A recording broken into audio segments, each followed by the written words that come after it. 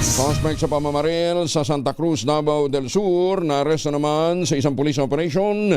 Detalye ng balita mula kay Jun Soter mula sa Action Radio Davao. May buntag mo, Jun.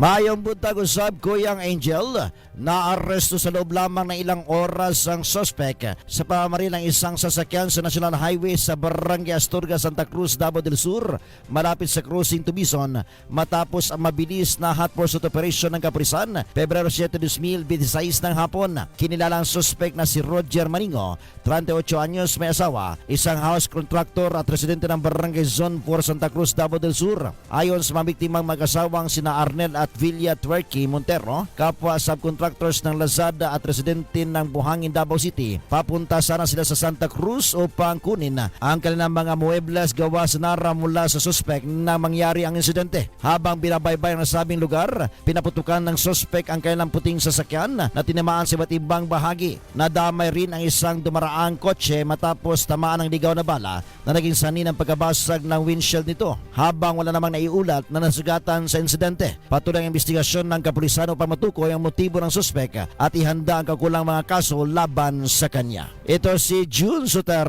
para sa DZRH. Una sa Pilipinas, una sa Pilipino. Daghang salamat, Jun Soter. Magan